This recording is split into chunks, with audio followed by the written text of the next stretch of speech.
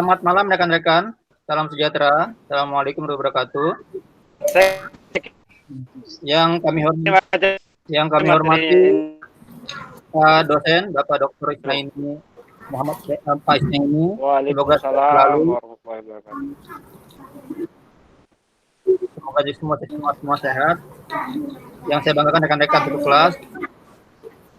Malam ini kita akan tuntaskan sesuai dengan semoga atau cepat dalam waktu 2 jam ya. Jadi maksimal paling lama masing-masing 20 menit ya. Sekitar presentasi dan diskusinya sekitar 20 menit juga. Jadi 10 menit dan dalam 3 orang ya. Masing-masing 45 menit selesai. Mudah-mudahan bisa. Nah, kita mulai dengan Mas Mirsadin. Kami persilakan untuk mempresentasikan tentang Wakil Presiden. Waktunya kalau silahkan Mas Mirsadin, sekitar 15 menit ya, sampai 20 menit ya, baru kemudian tanya jawab dari rekan-rekan yang lain. Oke Pak. Ya, saya kirim dulu materinya di grup. Oke, yang lain mohon di mute, Pak Agus mohon di mute, Mas Budi juga mohon di mute agar suara hanya bersumber dari Mas Mirsadin. Mohon izin dulu Pak, saya mau kirim materi dulu. Langsung aja di sebelah kanan bawah tuh ada presentasikan sekarang, tampilkan di laptop. Oh iya, saya kirim aja di grup aja biar Pak Isnur yang tampilkan aja mungkin Pak Isnur. Ayo udah, saya bantu, silakan. Oh iya.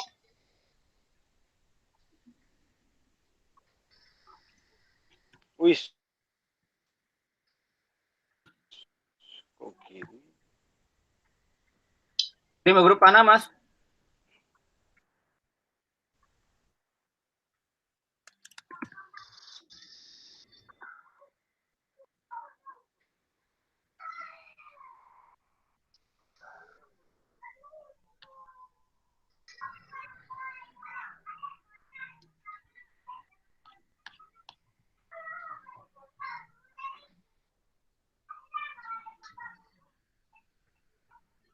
Dikirim ke email atau ke WA?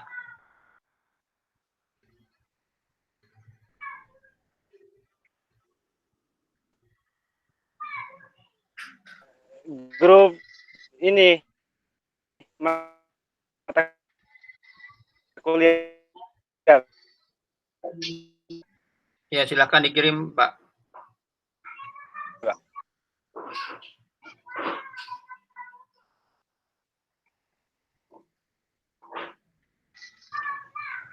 Saya buka. Nah. Oke, masuk. Tunggu sebentar.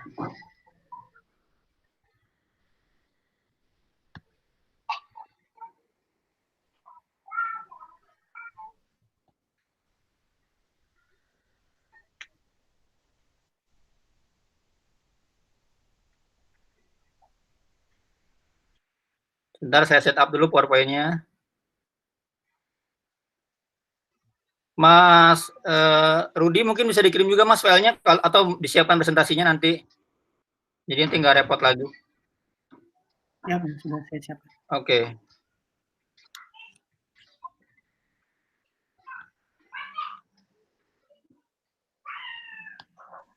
Udah masuk ya Pak? Ya, sudah masuk. Saya lagi tampilkan ke PowerPoint-nya sebentar.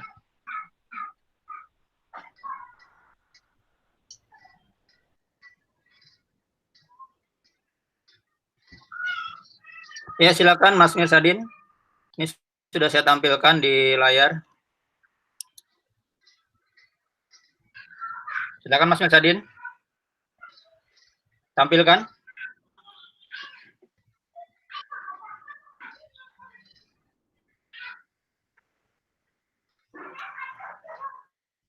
Mas Mirsadin?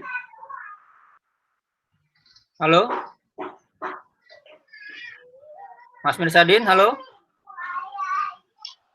Mas Mirsadin? Halo? Apakah masih hadir? Udah keluar kayaknya, Mas. Waduh. Nggak ada namanya. Apa iya. aja? Oh, Mas Rudi dulu, silakan deh Mas Rudi deh, langsung deh. Daripada nunggu Mas Mirsadin. Kayaknya ada gangguan sinyal dia dari dari Bima kayaknya. Oke, karena ada gangguan terhadap Mas Mirsadin, daripada kita menunggu waktu, mohon maaf ya. Sudah bergabung lagi. Ya, sudah. Mas Mirsadin sudah siap? Halo Mas Mirsadin.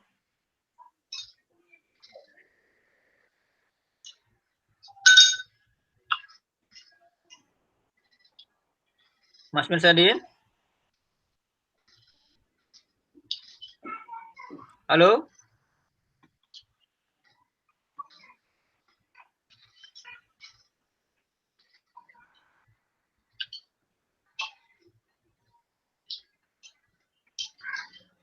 Mas Mirsadin, mohon di-unmute suaranya.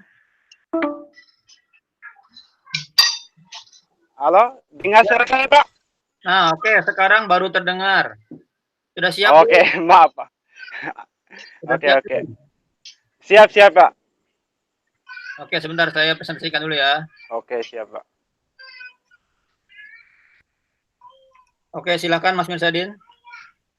Kelihatankah filenya? Oke. Oh, kelihatan, Pak. Oke, silakan. Saya bantu. Mohon yang lain Assalamualaikum warahmatullahi wabarakatuh. Selamat malam Pak dosen, selamat malam Pak Isnaini, selamat malam Bapak-bapak semua. Semoga selalu sehat. Hari ini saya coba di presentasi tentang Sekretariat Wakil Presiden yang nomor urut 7 yang seperti yang kita bagikan kemarin.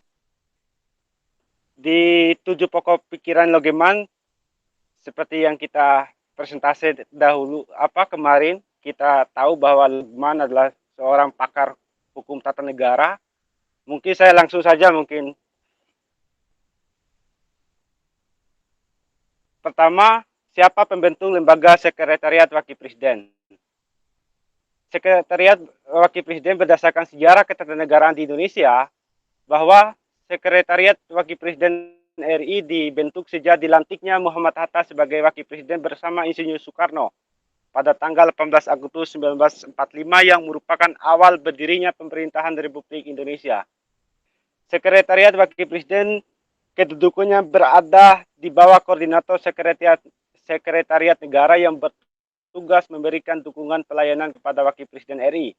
Dan pada saat itu dikepalai oleh Aiwangsa Wijaja. Pada awalnya kantor Sekretariat Wakil Presiden RI berkedudukan di Yogyakarta, tepatnya di depan Gedung Agung yang sekarang menjadi Istana Kepresidenan Yogyakarta. Namun setelah terjadinya penyerahan kedaulatan rakyat pada tanggal 27 Desember 1949, kantor Wakil Presiden RI pindah ke Jalan Merdeka Selatan Jakarta, bekas rumah Jenderal Sport. Saat ini gedung tersebut menjadi kantor Kementerian BUMN. Pada perkembangannya, pernah terjadi kekosongan jabatan Wakil Presiden yang pada saat itu Muhammad Hatta mengundurkan diri dari jabatan Wakil Presiden RI yang sekaligus juga berarti kekosongan keberadaan kantor Sekretariat Wakil Presiden yang tahun 1956 sampai dengan tahun 1973. Kedua, bagaimana sih cara pengisian jabatannya? Pengisian jabatan Sekretariat Wakil Presiden diatur berdasarkan Kepres nomor 56 tahun 2000 tentang Sekretariat Wakil Presiden yang berkaitan dengan pengangkatan jabatan Sekretariat Wakil Presiden adalah sebagai berikut. Berdasarkan pasal 28, Sekretariat Wakil Presiden dan Deputi diangkat dan diberhentikan oleh Presiden atau atas usul Wakil Presiden dan Deputi berdasarkan pertimbangan Sekretariat Wakil Presiden. Kepala Biro, Asisten Sekretaris, Kepala Bagian dan Kepala Bagian Subbagian diangkat dan diberhentikan oleh Sekretariat Wakil Presiden. Yang ketiga, bagaimana sih hak dan kewajiban Sekretariat Wakil Presiden? Berdasarkan Kepres nomor 56 tahun 2000 tentang Sekretariat Wakil Presiden yang berkaitan dengan hak dan kewajiban sebagai berikut. Pasal 2, Sekretariat Wakil Presiden mempunyai tugas memberikan dukungan staf dan administrasi kepada Wakil Presiden. Pasal 3, dalam melaksanakan tugas sebagaimana yang dimaksud dalam pasal 2, Sekretariat Wakil Presiden menyelenggarakan fungsi menyiapkan pelaksanaan acara kenegaraan dan acara lainnya yang dipimpin atau dihadiri oleh Wakil Presiden dan acara lain yang dihadiri Wakil Presiden dan suami Wakil Presiden. Menyiapkan pelaksanaan acara perjalanan Wakil Presiden dan atau suami Wakil Presiden baik di dalam maupun di luar negeri. Menyiapkan data informasi dan atau kajian dan laporan mengenai masalah-masalah yang terkait dengan tugas Wakil Presiden dalam rangka membantu Presiden dalam penyelenggaraan pemerintah negara pada umumnya maupun dalam pelaksanaan tugas-tugas tertentu yang diberikan Presiden kepada Wakil Presiden. Pelaksanaan hubungan dan kerjasama dan lembaga tertinggi negara, departemen dan lembaga pemerintah lainnya serta pihak-pihak yang diperlukan dalam rangka kelancaran pelaksanaan tugasnya. Perencanaan dan pengelolaan anggaran dalam rangka kelancaran pelaksanaan tugas-tugas Wakil Presiden. Selanjutnya, penyiapan bahan untuk pemberian keterangan pers dan pemberitaan media massa serta pelayanan penerjemahan, koordinasi dengan Sekretariat Negara dan Sekretariat Presiden, Sekretariat Kabinet dan Sekretariat Pengendalian Pemerintah dalam rangka pemberian dukungan staf dan administrasi bagi pelaksanaan tugas-tugas Wakil Presiden. Koordinasi dengan seluruh militer dalam rangka pelaksanaan pengamanan Wakil Presiden dan keluarga, pemberian dukungan staf dan administrasi yang diperlukan bagi kelancaran pelaksanaan tugas penasehat dan tim kerja yang membantu Wakil Presiden, penyelenggaraan pelayanan keprotokolan dan kerumah tanggaan kepada Wakil Presiden dan suami Wakil Presiden, pemberian petunjuk-petunjuk teknis di bidang kerumah tanggaan dan keprotokolan kepada para ajudan Wakil Presiden dan suami Wakil Presiden serta dokter pribadi Wakil Presiden. Koordinasi dengan tim dokter kepresidenan dalam rangka pemberian layanan kesehatan Wakil Presiden dan suami Wakil Presiden. Pelaksanaan urusan tata usaha, ketertiban dan keamanan dan dalam kepegawaian, bangunan, pelengkapan dan kendaraan lain-lain sesuai dengan arahan Wakil Presiden dalam rangka kelancaran pelaksanaan tugasnya. Selanjutnya, yang berkaitan dengan tugas dan kewenangannya sama yang berkaitan dengan di atas dengan hak kewajiban Wakil Presiden. Tugas dan kewenangan Wakil Presiden. Sekretariat Wakil Presiden adalah sebuah lembaga di dalam Kementerian Sekretariat Negara Indonesia yang mempunyai tugas menyelenggarakan pemberian dukungan teknis dan administrasi kerumah tanggaan dan keprotokolan kepada Wakil Presiden, serta analisis dalam rangka pengambilan kebijakan dalam penyelenggaraan pemerintahan dan pembangunan. Sekretariat Wakil Presiden dipimpin oleh seorang kepala Sekretariat Wakil Presiden yang berada di bawah dan bertanggung jawab kepada Menteri Sekretariat Negara, sebagaimana yang termaktub dalam pasal 23 Perpres nomor 24 tahun 2015. Secara konstitusional, Wakil Presiden bertugas membantu Presiden dalam menyelenggarakan amanat rakyat memimpin negara, ataupun sebagai kepala negara, dan memimpin pemerintahan sebagai kepala pemerintahan. Dalam melaksanakan tugas sehari-hari, Wakil Presiden dibantu oleh Sekretariat Wakil Presiden. Sekretariat Wakil Presiden dipimpin oleh seorang Sekretariat Wakil Presiden yang berada di bawah dan bertanggung jawab kepada Wakil Presiden dan secara administratif dikoordinasikan oleh Menteri Sekretariat Negara. Selanjutnya, lanjut kewenangan Sekretariat Wakil Presiden berdasarkan pasal 22. Sekretariat Wakil Presiden berada di bawah dan bertanggung jawab kepada Menteri Sekretariat Negara. Sekretariat Wakil Presiden dipimpin oleh Kepala Sekretariat Wakil Presiden. Dalam melaksanakan tugasnya, Kepala Sekretariat Wakil Presiden dapat menerima penugasan langsung dari Wakil Presiden. Yang berkaitan dengan hubungan lembaga negara, dalam struktur bidang Sekretariat Wakil Presiden terdiri atas 1. Deputi Sekretariat Wakil Presiden bidang komunikasi dan informasi. Yang kedua, Deputi Sekretariat Wakil Presiden bidang reformasi birokrasi. Deputi Sekretariat Wakil Presiden bidang ekonomi dan keuangan. Yang keempat, Deputi Sekretariat Wakil Presiden bidang penanggulangan kemiskinan dan otonomi daerah. Yang kelima, Deputi Sekretariat Wakil Presiden bidang polisi dan hubungan antar lembaga. Dan ketujuh, Deputi Sekretariat Wakil Presiden bidang umum. Yang berkaitan dengan hal-hal yang menyangkut hubungan antara lembaga negara ialah bagian Deputi Sekretariat Wakil Presiden bidang politik yang mempunyai tugas membantu Presiden membantu Sekretariat Wakil Presiden dalam menyelenggarakan pemberian dukungan teknis dan administrasi, serta analisis kepada Wakil Presiden di bidang hubungan luar negeri, pemerintahan dan politik dalam negeri, kebijakan hukum dan hak asasi manusia, komunikasi politik, serta dokumentasi dan diseminasi informasi. Yang berkaitan dengan bagaimana cara pemberhentiannya. Pengaturan tentang pemberhentian Kepala Sekretariat Wakil Presiden atau jabatan struktural eselon 1A, jabatan pimpinan tinggi media ialah diberhentikan oleh Kementerian Sekretariat Negara karena Kepala Sekretariat Wakil Presiden berkedudukan di bawah Kementerian Sekretariat Negara sebagaimana diatur dalam Kepres nomor 24 tahun 2015 tentang Kementerian Sekretariat Negara. Namun dalam proses pemberhentiannya, Lembaga Sekretariat Wakil Presiden dilakukan dengan proses politik karena pengangkatannya atas dasar politik. Mungkin itu dulu mungkin presentasi saya. Oh, terakhir sorry Pak. Bagaimana cara pembatasan kekuasaan? Pembatasan kekuasaan Lembaga Sekretariat Wakil Presiden diatur dalam Kepres nomor 24 tahun 2015 tentang Kementerian Sekretariat Negara. Mungkin itu dulu mungkin Pak Isnur. Presentasi saya mungkin ada diskusi atau ada tambahan dari Pak dosen dan teman-teman semua. Sekian. Assalamualaikum warahmatullahi wabarakatuh.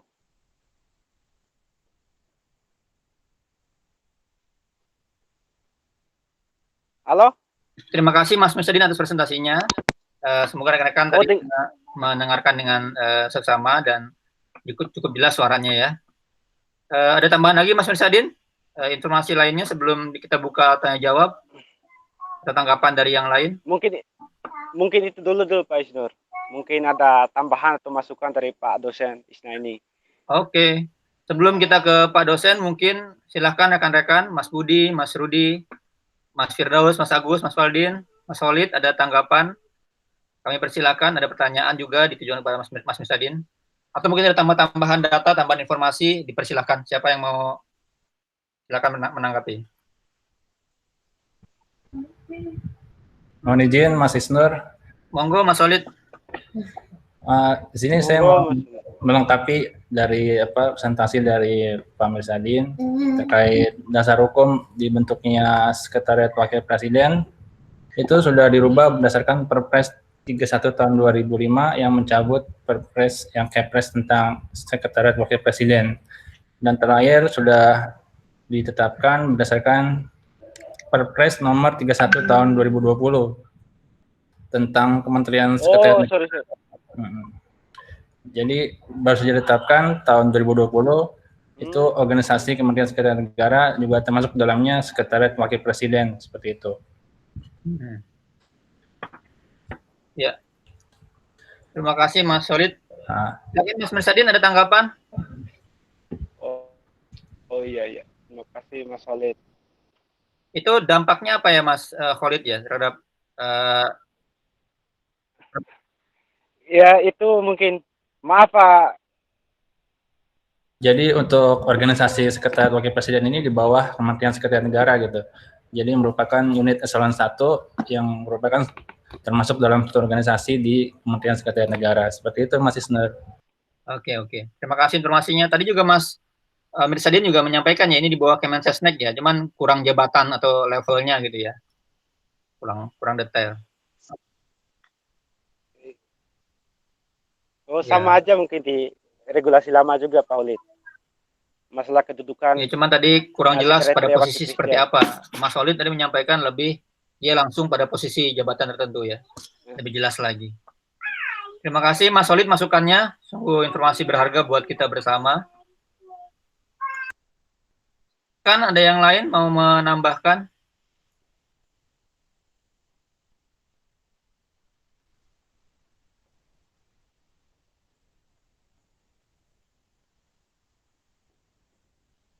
Atau mungkin ada tambahan dari Bapak Isna ini?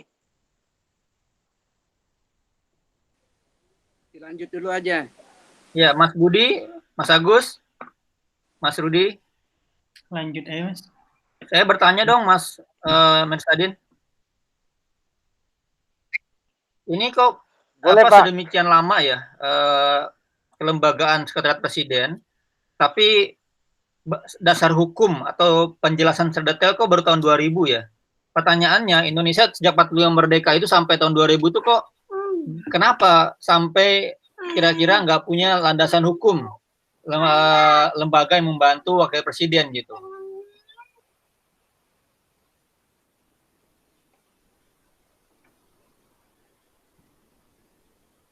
Oke, baik, Pak Isnur.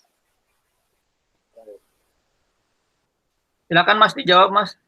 Ini kok baru kemarin-kemarin nih, baru setelah reformasi ada peraturan yang jelas tentang lembaga sekretaris presiden gitu. Kemana sebelum-sebelumnya? Itu juga saya heran juga.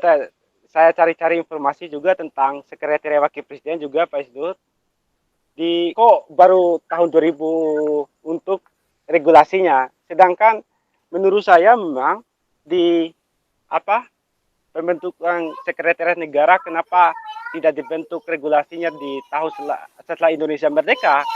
Mungkin di posisi pada saat itu Indonesia lagi kocar-kacirnya, lagi proses pembagian kekuasaan, sehingga kita tahu bahwa bagaimana undang-undang dasar yang setelah Indonesia merdeka itu dirubah saja, lahirlah undang-undang dasar sementara Republik Indonesia Serikat sampai pada tahun 1959 saja dekret Presiden 5 Juli 1959.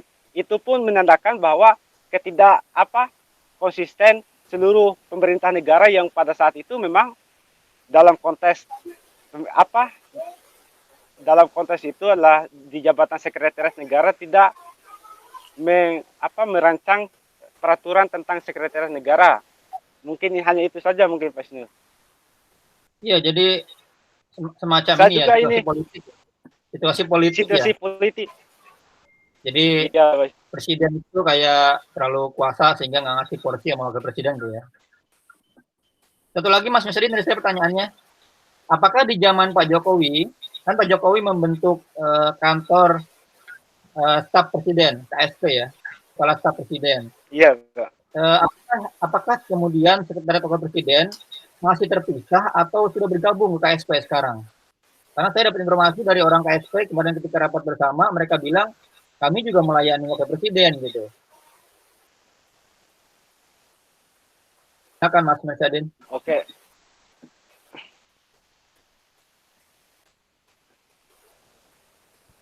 Itu saya coba cek. Di Pepres juga tidak diatur juga itu Pak, masalah kantor KSP itu Pak. Hanya membantu presiden saja saya lihat itu di Pepres nomor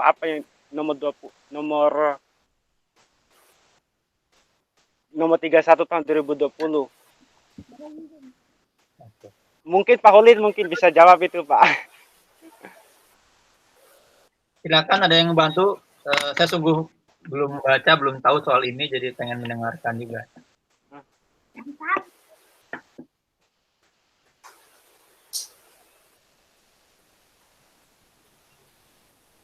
Silakan Mas Holid, ada tanggapan?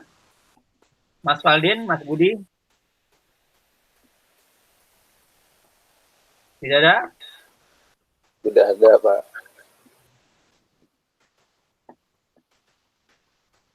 Ada lagi Mas Mesadin? Ada lagi informasi lainnya?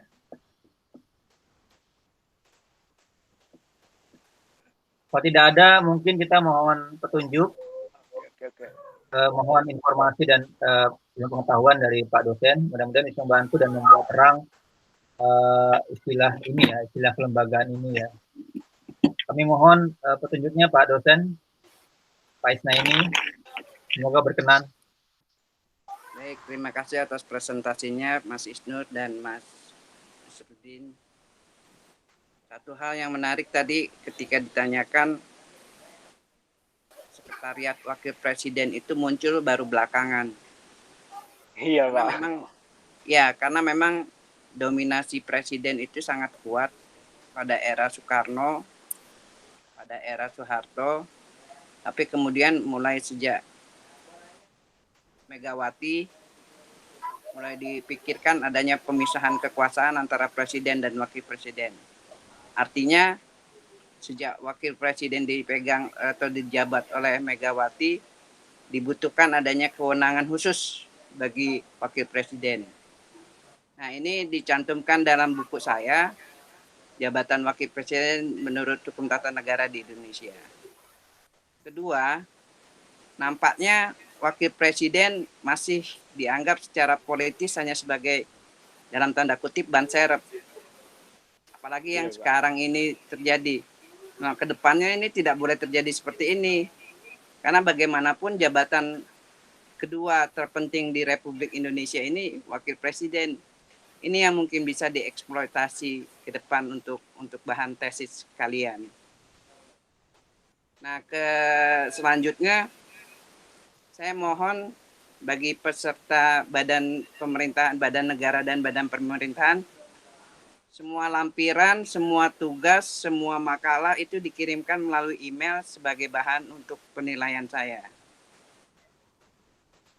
Termasuk Perpres atau keputusan presiden yang lain yang terkait dengan kewenangan-kewenangan yang kemarin dipresentasikan. Saya lihat cuma beberapa orang yang mengirim email ke saya terkait materi diskusi. Demikian tanggapan untuk wakil presiden, sekretariat wakil presidennya. Dilanjut Mas Isnur atau yang lain ganti moderator? Terserah, mau saya lanjut boleh, Boleh Mas Isnur aja. gimana? Lanjut aja Mas. Lanjut ya. Nah. Oke, selanjutnya kita undang Mas Rudi Kurniawan. Beliau mendiskusikan soal KPU. Mas Rudi sudah siap? Mau ini di sharing aja. Kayaknya Mac aku tuh lagi error. Oke, aku download ya. Ya. Siap.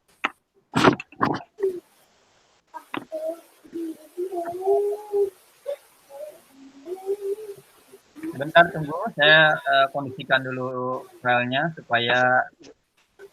Halo, saya mau izin dulu sama Pak Isna ini. Mungkin saya revisi juga tugas ini Pak Isna ini soal kepres terbaru juga. Biar saya langsung kirim aja ke Bapak. Ya, saya tunggu. Koordinasi sama Holil. Oh iya, baik Pak Isna ini.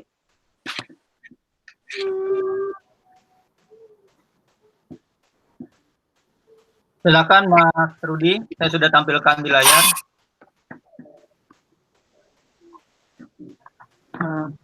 Baik, Assalamualaikum warahmatullahi wabarakatuh. Selamat malam yang terhormat Pak Isnaini, dosen kita, dosen mata kuliah Hukum Badan Negara dan Pemerintahan, dan teman-teman yang berbahagia. Baiklah, pada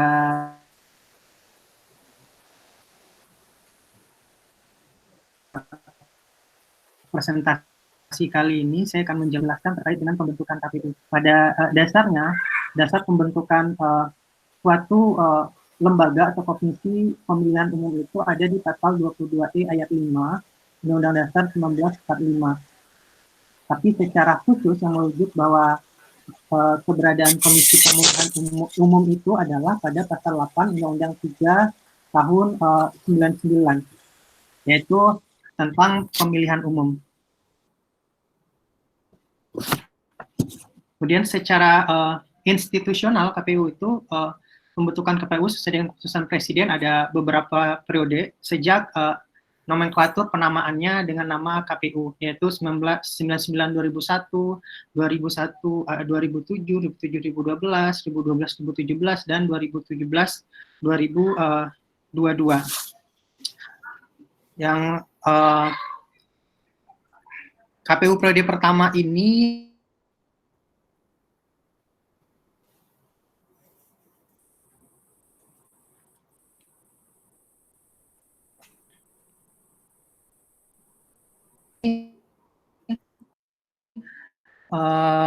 wakil pemerintah Haji Abdurrahman Wahid, kemudian setelahnya juga ada SBY dan ada Joko Widodo. Kemudian selanjutnya yaitu terkait pengisian jabatan. Pengisian jabatan ini ada pada pasal 22 sampai dengan 26 Undang-Undang 7 2017. Jadi presiden membentuk tim seleksi yang jumlah 11 orang anggota dengan memperhatikan keterwakilan perempuan paling sedikit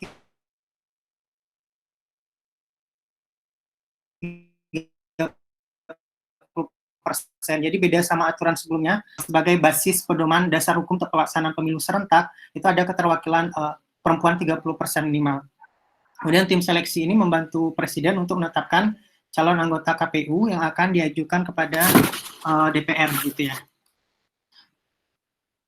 Kemudian nantinya tim seleksi itu melakukan beberapa tahapan, contoh seperti mengumumkan, menerima pendaftaran bakal calon, melakukan penelitian administrasi, mengumumkan hasil penelitian, melakukan seleksi tertulis, dan melakukan tes psikologi. Dan ini akan dilakukan oleh tim seleksi yang bertugas untuk membantu Presiden. Kemudian mengumumkan melalui media sosial, media massa nasional, daftar nama bakal calon KPU itu, kemudian melakukan tes kesehatan, kemudian menetapkan 14 nama calon anggota KPU dalam rapat pleno.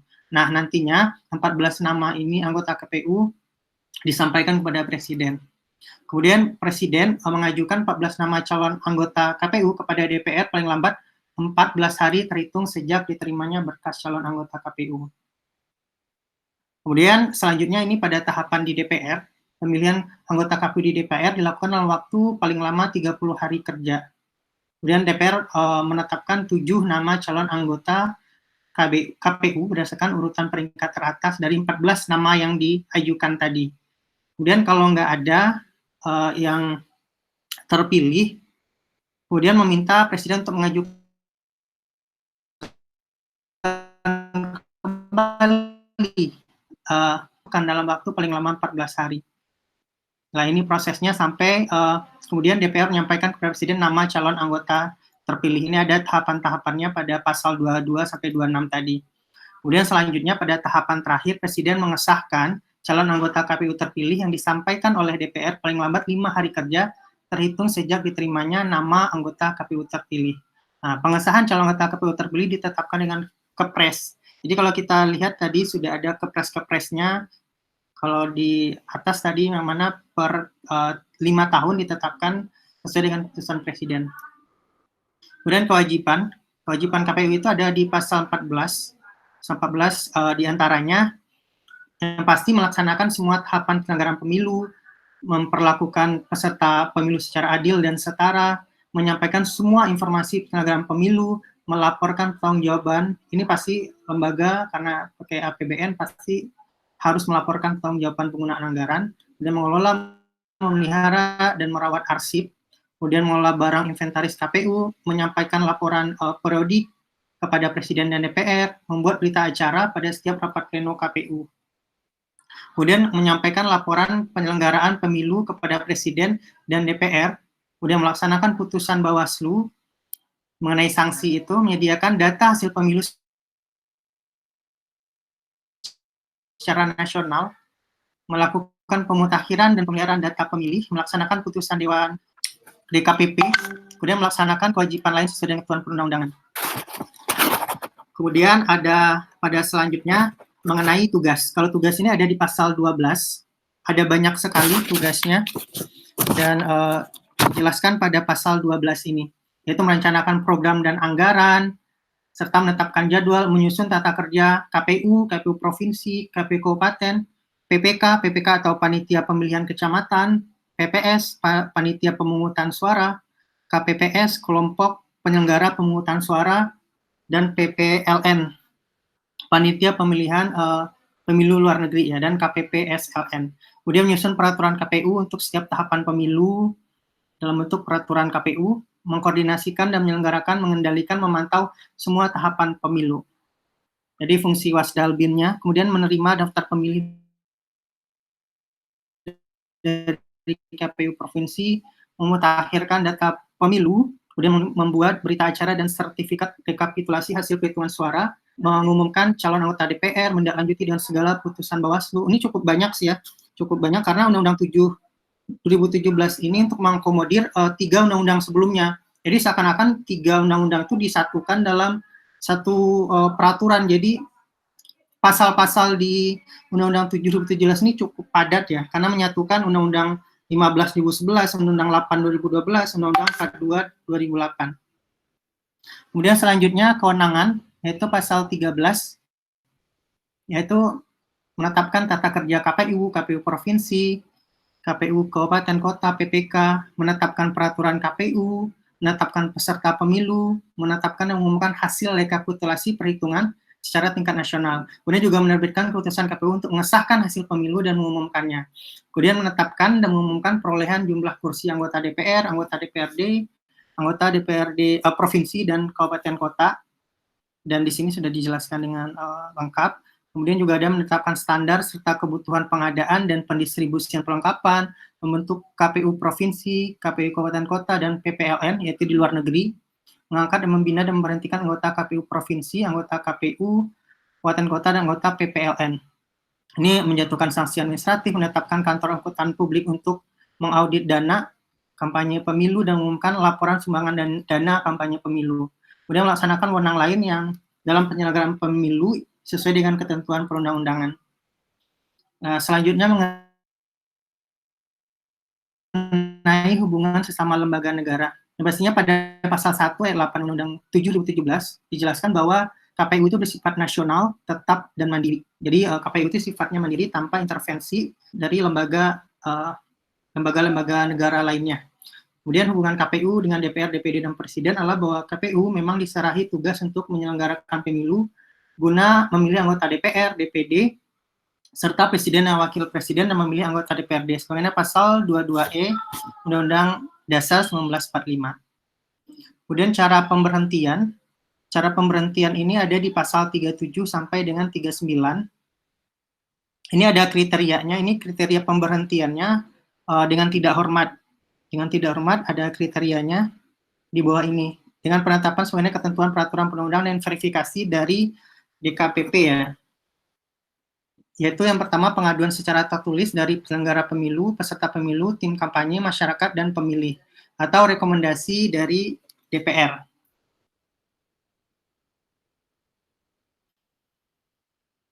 Kemudian ini terkait tindak pidana. Kalau itu terbukti bersalah dalam tindak pidana dan berdasarkan putusan pengadilan yang telah memperoleh kekuatan hukum tetap, maka yang bersangkutan diberhentikan secara tidak hormat. Itu diberhentikan secara tidak hormat. Nah, jika terkait dengan pemberhentian antar waktu anggota dilakukan dengan ketentuan, anggota KPU diberhentikan oleh Presiden, anggota KPU provinsi diberhentikan oleh KPU pusat, dan anggota KPU kabupaten kota diberhentikan oleh KPU. Kemudian cara pembatasan kekuasaan. Pembatasan kekuasaannya adalah adanya kewajiban sebagaimana yang terdapat pada pasal 14 huruf A sampai dengan N, serta adanya pertanggungjawaban dan pelaporan sebagaimana dalam pasal 48 ayat 1 Undang-Undang 7 2017. Kemudian yang kedua itu kewajiban yang saya sudah jelaskan di atas itu untuk membatasi kekuasaan si KPU ini karena untuk proses cek dan balancing tadi. Kemudian yang kedua pasal 75 ayat 4 Undang-Undang Pemilu. Dalam hal KPU membentuk peraturan KPU yang berkaitan dengan pelaksanaan tahapan pemilu, KPU wajib berkonsultasi dengan DPR dan pemerintah melalui rapat dengar pendapat. Ini cukup kontroversial ya, karena banyak juga yang mempertanyakan kenapa dalam proses ini si KPU kenapa masih wajib berkonsultasi dengan DPR dan pemerintah melalui rapat dengar pendapat gitu. Seakan-akan itu si KPU ini tidak lepas dari bayang-bayang eksekutif gitu. Kemudian selanjutnya pasal 76 ayat 1 Undang-Undang Pemilu, dalam hal peraturan KPU diduga bertentangan dengan undang-undang ini, pengujiannya dilakukan oleh Mahkamah Agung. Ya sama seperti peraturan-peraturan lembaga atau menteri lainnya. Kemudian yang terakhir ini referensinya ada Undang-Undang 399, Undang-Undang 4 2000, kemudian ada 7 2017, dan Peraturan Komisi Pemilihan Umum nomor 8 2019, dan website KPU. Mungkin cukup hanya sekian yang dapat saya sampaikan. Mungkin selanjutnya bisa kalau ada masukan, ada pertanyaan, monggo saya persilahkan. Terima kasih.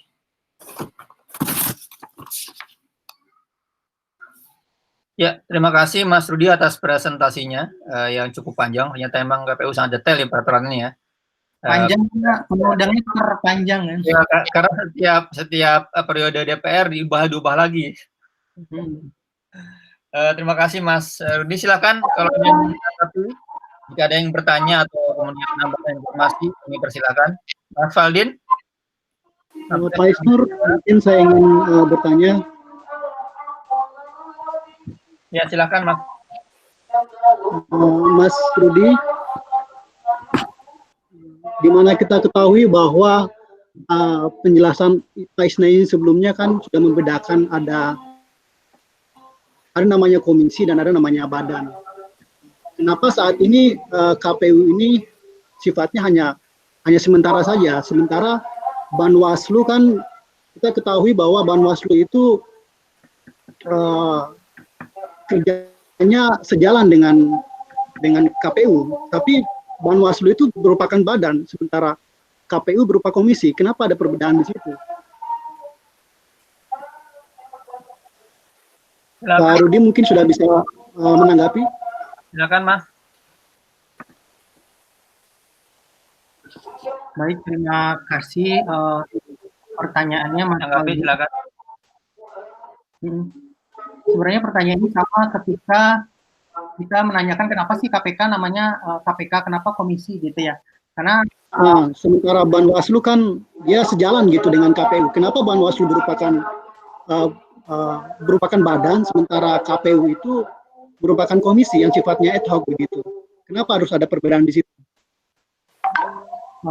Ini juga sebenarnya jadi pertanyaan saya, karena kalau kita lihat seperti yang dijelaskan oleh Pak Isnaini sebelumnya, bahwa kalau komisi ya berarti sifatnya sementara. Ada kalanya ketika output atau apa yang diinginkan oleh pemerintah sudah tercapai, maka ya sudah, komisi itu tidak eksis lagi gitu ya. Sementara KPU ini kan kita melakukan pemilihan secara periodik dan waktunya jelas ya. Jadi pemilihannya dari tingkat bawah sampai tingkat pusat. Sebenarnya ini juga bingung sih, Mas, penggunaan terminologi ini. Karena kalau kita merujuk ke Undang-Undang 7 2017 pun dijelaskan bahwa KPU itu bersifat nasional, tetap, dan mandiri. Artinya dia bersifat nasional, tetap memang secara kelembagaan dia tetap dan mandiri. Mandiri ya artinya tidak terlepas intervensi dari. Ya betul, intervensi dari lembaga atau badan-badan lainnya. Mungkin teman-teman lain ada masukan, karena secara apa ya? Secara substantif kelembagaan memang dijelaskan pada undang-undang ini ya, memang dia tetap, tetapi secara nomenklatur kenapa namanya komisi, kenapa nggak diganti badan gitu ya, Mas? Ya. Mungkin teman-teman. Kenapa dia nggak mengikuti namanya Banwaslu gitu? Banwaslu aja sudah berupa badan, sementara KPU kan masih sementara komisi. Nah, ini jadi pertanyaan sebenarnya. Mungkin teman-teman yang lain ada yang mau melengkapi?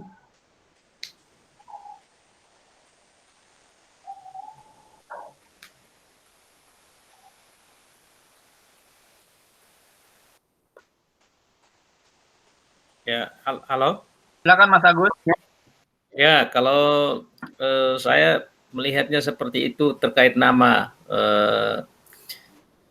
Kalau kita lihat komisi itu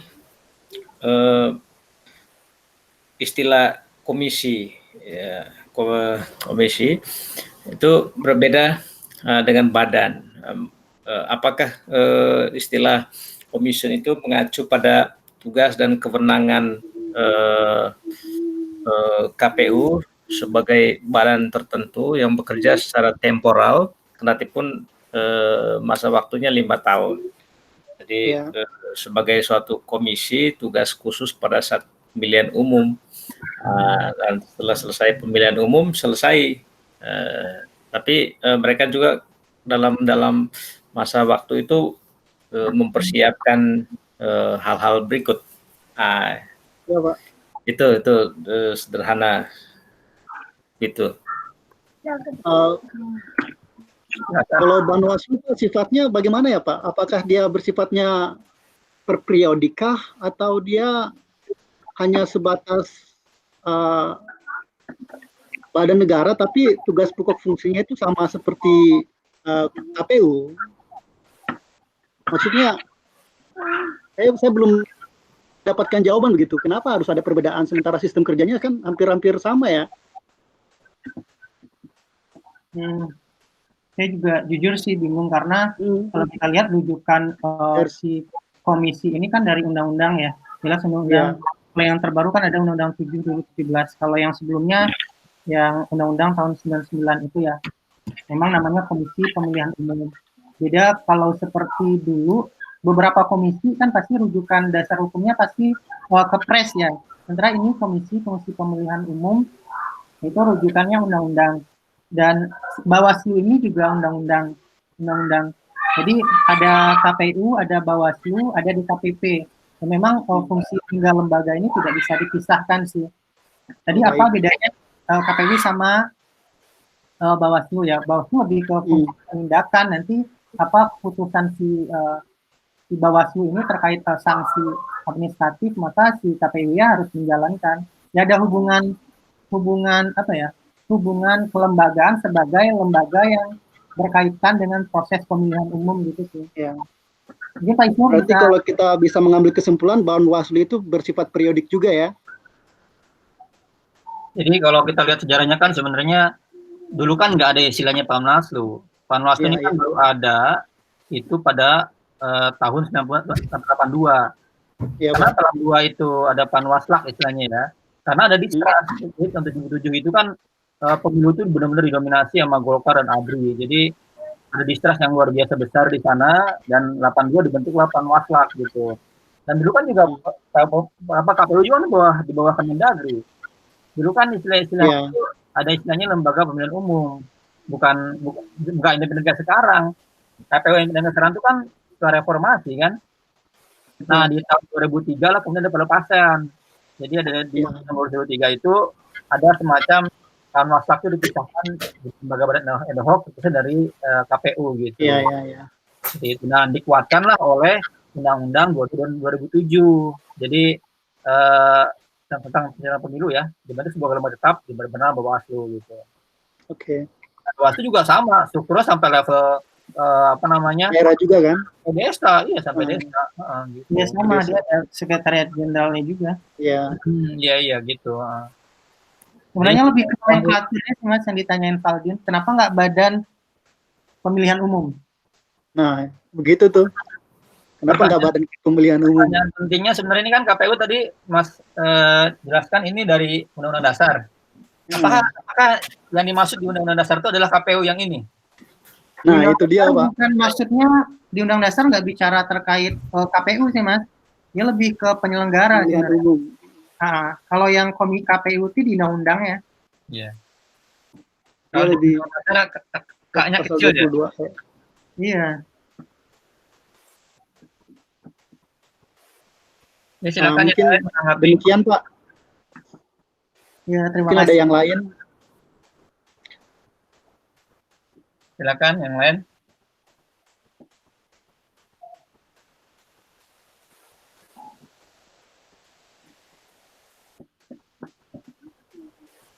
Ada tambahan lagi yang lain? Silakan pertanyaan.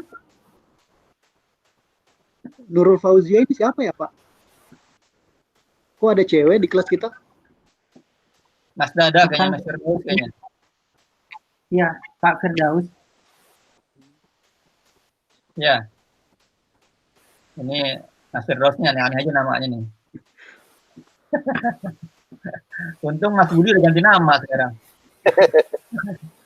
Masih ada pertanyaan buat rekan kita soal KPU? Kalau tidak ada, mungkin kita mohon petunjuk dan juga tambahan informasi dari dosen kita Pak Isnaini. Monggo Pak Isnaini bisa mengomentari, dan juga kami berharap dapat tambahan informasi dan pengetahuan dari Bapak. Baik, terima kasih. Yang jadi persoalan tadi mendominasi diskusi itu satu terkait dengan nomenklatur dan status dari KPU. Pertama, KPU itu merupakan satu badan penyelenggara yang diatur dalam undang-undang. Nah, penyebutan KPU sendiri aja Komisi Penyelenggaraan Pemilu, bukan KPU. Nah, itu boleh pilih. Dia merupakan badan atau komisi. Tapi kalau dilihat durasi penyelenggaraan pemilu itu hanya bersifat temporer, maka dia harus bersifat temporer. Jadi dia sebagai auxiliary atau penunjang. Itu versi saya. Karena melihat perkembangan pemilihan umum di Indonesia kan ada dua. Pertama ada tiga. Era Soekarno 50-59 itu diselenggarakan oleh partai politik masing-masing. Kemudian era Soeharto diselenggarakan, betul Mas Isnur tadi, diselenggarakan oleh Kementerian Dalam Negeri. Nah, yang periode mutakhir ini diselenggarakan oleh badan tersendiri yang konon memang bersifat independen. Sebenarnya istilahan independen ini keliru, karena yang tepat itu impartial, bebas dari, not part of gitu, tidak menjadi bagian dari. Tapi kalau independen itu dia masih dipilih oleh DPR. Nah, ke depan ini jadi persoalan KPU itu mau seperti ini saja atau mau bersifat imparsial, betul-betul murni imparsial. Karena itu penyelenggaraan pemilu itu terkait juga dengan hasil pemilihan umum. Nah, mereka bargaining political dan bargaining finansial itu terjadi di situ, baik tingkat KPU maupun Bawaslu. Ini yang jadi bahan untuk dikaji lebih lanjut dalam perspektif HTN di Indonesia. Demikian Mas Isnur dan teman-teman yang lain. Terima kasih Bapak. Terima kasih Pak. Nah ini, ya itu menarik sekali. Jadi ini kalau didalami kita juga bisa melihat ya ke beberapa keunikan, beberapa perubahan, beberapa tensi, misalnya saat suasana rezim A bagaimana, berganti rezim B bagaimana, itu menarik sekali. Termasuk dinamikanya dengan DPR. Tadi kan kita dikasih tahu tuh, ini kok bikin keputusan harus RDPU dulu dengan DPR dan pemerintah. Ada apa? Apakah sebelumnya misalnya tidak ada gitu ya? Itu juga menarik sebenarnya. Ya, ada tambahan lagi cukup ya? Kita lanjut ke materi selanjutnya, Mas Budi Susandi. Ya, Budi akan menyampaikan tentang Bappenas ya. siap. Monggo, silakan. Pak bisa ini Pak di-upload Pak itunya. Jadi mau nggak bisa? Bisa ini di utak-atik. Ini seharusnya KNKT ini. Waduh, ini moderator sekaligus menangkap sebagai operator. Terima kasih, makanya jadi amal ibadah Pak Isnur. Pahalanya berlipat bulan Ramadan. Subhanallah. Sebentar. Ini karena nggak ada yang mudik, ini KNKT tenang-tenang aja ya. Enggak Pak, justru kami sekarang beralih Pak. Jadi pengawal PSBD Pak. Betul Pak, ya. Jadi sekarang kami mengawasi ini SOP untuk mitigasi bencana kalau ada penumpang atau kru dari operator angkutan yang mengalami kolaps atau terkena dengan COVID-19 ini tiba-tiba gitu. Oke Pak. Silakan Mas. Ya, selamat malam Pak Dr. Muhammad Isnaini Ramadan selaku dosen pengampu mata kuliah Hukum Badan Negara. Selamat malam juga Bapak-bapak mahasiswa sekitar hukum Universitas Pancasila. Pada kesempatan ini saya akan menyampaikan terkait dengan Badan Perencanaan Pembangunan Nasional atau Bappenas menurut 7 pokok bahasan Logman. Dasar hukum dari pembentukan Badan Perencanaan Pembangunan Nasional yaitu pertama ada Undang-Undang Nomor 25 Tahun 2004 tentang Sistem Pembangunan Nasional. Kedua ada Undang-Undang Nomor 39 Tahun 2008 tentang Kementerian Negara. Ketiga ada Peraturan Presiden Nomor 65 Tahun 2015 tentang Kementerian Pembangunan Nasional. Dan ada Peraturan Presiden Nomor 66 Tahun 2015 tentang Badan Perencanaan Pembangunan Nasional. Sebelum beranjak ke selanjutnya, mungkin sedikit saya ingin menyampaikan terkait dengan kondisi Bappenas pada saat ini, di mana ada perubahan setelah Presiden Joko Widodo menjadi Presiden 2014. Jadi pada saat ini posisi Bappenas itu memiliki perbedaan jika dibandingkan dengan posisi Bappenas pada masa pemerintahan sebelumnya. Jadi kalau jika dahulu Kementerian Perencanaan Pembangunan Nasional itu berada di bawah Kementerian Koordinator Perekonomian, tapi saat ini Bappenas berada langsung di bawah Presiden. Jadi secara hierarki langsung di bawah Presiden, tidak di bawah Menko. Nah, sebelumnya perencanaan dan penganggaran pembangunan tahunan mengalami inefisiensi akibat dari terpadunya pelaksanaan dua fungsi kementerian ini. Jadi Bappenas memiliki kewenangan merumuskan kebijakan nasional dan perencanaan pembangunan, namun tidak memiliki wewenang untuk menentukan dan mengawal penganggaran yang saat itu dipegang oleh Kementerian Keuangan. Jadi dengan reposisi Bappenas saat ini menjadi setara dengan Kementerian Sekretaris Negara. Dan tujuannya diharapkan Bappenas ini dapat menjadi fasilitator efektif perencanaan pembangunan bagi semua kementerian, lembaga, dan juga entitas pemerintah. Nah, adapun tentang sunat jabatan Bappenas, Bappenas saat ini berkedudukan di bawah Presiden dan bertanggung jawab langsung kepada Presiden. Jabatannya, di mana susunan jabatannya terdiri dari Kepala Bappenas yang merangkap sebagai Menteri Perencanaan Pembangunan Nasional yang membawahi 1 Sekretariat Utama, 8 Deputi, dan 1 Inspektorat Utama.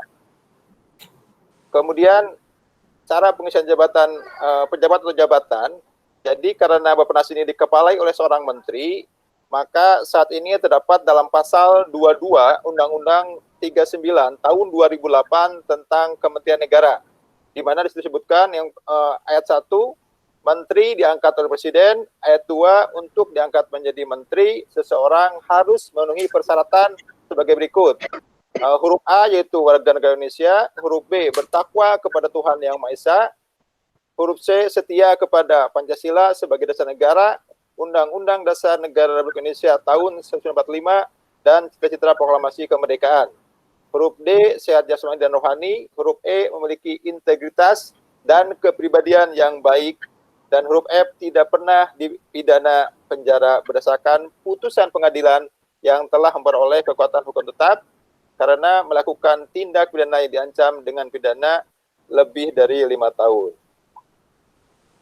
Nah, adapun hak dan kewajiban Badan Perencanaan Pembangunan Nasional ini terdapat dalam pasal 3 Peraturan Presiden nomor 65 tahun 2015 tentang Kementerian Perencanaan Pembangunan Nasional.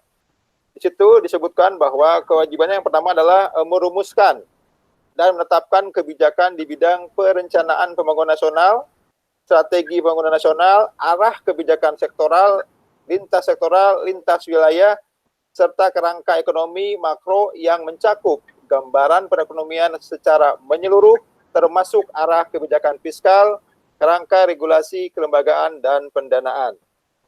Huruf B yaitu melakukan koordinasi dan sinkronisasi pelaksanaan kebijakan di bidang perencanaan dan penganggaran pembangunan nasional. Huruf C, pembinaan dan melakukan pembinaan dan pemberian dukungan administrasi kepada seluruh unsur organisasi di lingkungan Kementerian Perencanaan Pembangunan Nasional. Berikutnya yaitu pengelolaan barang milik kekayaan negara yang menjadi tanggung jawab Kementerian Perencanaan Pembangunan Nasional. Dan yang berikutnya melakukan pengawasan atau pelaksanaan tugas di lingkungan Kementerian Perencanaan Pembangunan Nasional. Yang keempat adalah tugas dan kewenangannya terdapat dalam pasal 2 Peraturan Presiden nomor 66 tahun 2015 tentang Badan Perencanaan Pembangunan Nasional, yaitu tugas kewenangannya melaksanakan tugas pemerintahan di bidang perencanaan pembangunan nasional sesuai dengan ketentuan peraturan perundang-undangan. Dan di pasal 3 diperjelas dalam melaksanakan tugas sebagaimana dimaksud dalam pasal 2, Bappenas menyerahkan fungsi pertama adalah pengkajian, pengorganisasian, dan perumusan kebijakan di bidang perencanaan pembangunan nasional, strategi pembangunan nasional, arah kebijakan sektoral, lintas wilayah, kerangka ekonomi makro nasional dan regional, analisis investasi proyek infrastruktur, kerangka regulasi kelembagaan dan pendanaan, serta pemantauan, evaluasi, dan pengendalian pelaksanaan pembangunan nasional. Huruf B-nya yaitu tugasnya melakukan koordinasi dan sinkronisasi pelaksanaan kebijakan perencanaan pembangunan nasional. Huruf C, menyusun rencana pembangunan nasional sebagai acuan penetapan program dan kegiatan kementerian, lembaga, atau daerah. Huruf D, menyusun, mengkoordinasikan, dan pengendalian rencana pembangunan nasional dalam rancangan anggaran pendapatan belanja negara yang dilaksanakan bersama Kementerian Keuangan dan Kementerian Perencanaan Pembangunan Nasional. Huruf E menyusun RAPBN bersama-sama dengan Kementerian Keuangan. Huruf F pengorganisasian pelancaran dan percepatan pelaksanaan rencana pembangunan nasional. Huruf G pemantauan evaluasi atas pelaksanaan rencana pembangunan nasional. Lalu huruf H-nya pengorganisasian, fasilitasi dan pelaksanaan pencarian sumber-sumber pembiayaan dalam dan luar negeri serta pengalokasian dana untuk pembangunan bersama-sama instansi terkait. Huruf I-nya yaitu pelaksanaan dukungan yang bersifat substansif kepada seluruh unsur organisasi di lingkungan Bappenas, pembinaan dan pemberian dukungan administrasi di lingkungan Bappenas, pengolahan barang milik kaya negara yang menjadi tanggung jawab Bappenas, dan terakhir pelaksanaan pengawasan atas pelaksanaan tugas di lingkungan Bappenas.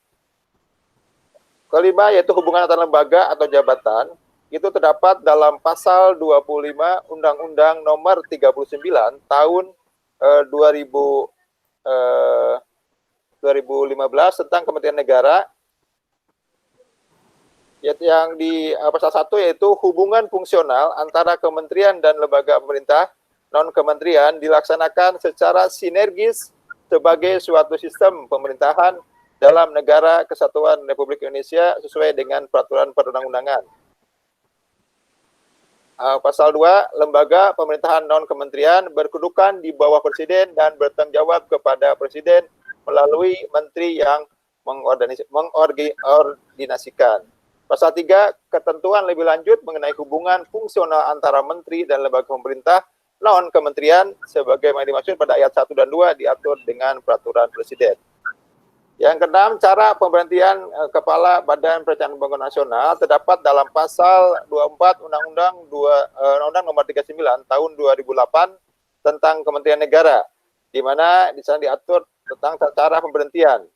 Di pasal 1 disebutkan bahwa menteri berhenti dari jabatannya karena huruf A meninggal dunia, huruf B berakhir masa jabatan. Di pasal 2, menteri diberhentikan dari jabatannya oleh Presiden karena huruf A mengundurkan diri atas permintaan sendiri atau secara tertulis. Huruf B-nya tidak dapat melaksanakan tugas selama 3 bulan secara berturut-turut. Huruf C dinyatakan bersalah berdasarkan putusan pengadilan yang telah memperoleh kekuatan hukum tetap karena melakukan tindak pidana yang diancam dengan pidana penjara 5 tahun atau lebih. Huruf D melanggar ketentuan larangan rangkap jabatan sebagaimana dimaksud dalam pasal 23. Atau huruf E, alasan lain yang ditetapkan oleh Presiden. Pasal 3, menyatakan Presiden memberhentikan sementara menteri yang didakwa melakukan tindak pidana yang diancam dengan pidana penjara 5 tahun atau lebih. Yang terakhir, cara pembatasan kekuasaan terdapat dalam pasal 11 Peraturan Presiden Nomor 65 Tahun 2015, di mana disebutkan bahwa Menteri menyampaikan laporan kepada Presiden mengenai hasil pelaksanaan urusan pemerintahan di bidang perencanaan pembangunan nasional secara berkala atau sewaktu-waktu sesuai dengan kebutuhan. Nah, di pasal 13 dikuatkan bahwa setiap unsur lingkungan Kementerian Perencanaan Pembangunan Nasional dalam melaksanakan tugasnya harus menerapkan prinsip koordinasi, integrasi, dan sinkronisasi baik dalam lingkungan Kementerian Perencanaan Pembangunan Nasional maupun dalam hubungan antar instansi pemerintah baik pusat maupun daerah. Di mana dalam hal ini ketika merumuskan atau membuat suatu perencanaan pembangunan, Badan Perencanaan Pembangunan Nasional akan berkoordinasi dengan Kementerian Dalam Negeri selaku induk dari daerah yang mengusulkan anggaran rancangan anggaran pembangunan daerah dan juga rencana pembangunan menengah daerah tersebut, dan juga dengan Kementerian Keuangan selaku penganggaran untuk rencana pembangunan tersebut. Nah, pada periode kedua, Presiden Jokowi selaku Presiden ini mengamanatkan kepada Menteri Perencanaan Pembangunan Nasional sekaligus selaku Kepala Badan Perencanaan Pembangunan Nasional agar Bappenas ini berubah fungsinya seperti pada tahun 80-90-an, di mana Bappenas berfungsi sebagai clearing house, yaitu menjadi satu atap dalam hal merumuskan perencanaan pembangunan dan rumusan regulasi, sehingga lebih efektif dan efisien dan lebih mudah untuk mencapai target dari pembangunan nasional. Dan ini mudah-mudahan ini menjadi bisa dapat direalisasikan dengan baik oleh menteri yang sekarang, karena memang dengan adanya perubahan Undang-Undang Dasar Negara Republik Indonesia tahun 1945 yang keempat, implikasinya adalah bahwa Bappenas hanya merumuskan perencanaan pembangunan, tetapi untuk penganggaran itu sudah menjadi ranahnya Kementerian Keuangan setelah terbitnya Undang-Undang 17 tahun 2003 dan tentang pemerintahan negara dan Undang-Undang 1 tahun 2004 mengenai keuangan negara. Demikian Bapak Ibu paparan saya mengenai Badan Perencanaan Pembangunan Nasional. Mohon maaf apabila ada kesalahan dalam pengutipan dasar hukum maupun kewenangan dan tugas yang dimiliki Bappenas. Mohon masukan dan saran koreksi yang baik kepada kami. Saya ucapkan terima kasih. Terima kasih Mas Budi atas presentasinya tentang Bappenas. Silakan rekan-rekan jika ada tanggapan, ada pertanyaan atau ada informasi lainnya, silakan. Atau ada kritik mungkin, silakan.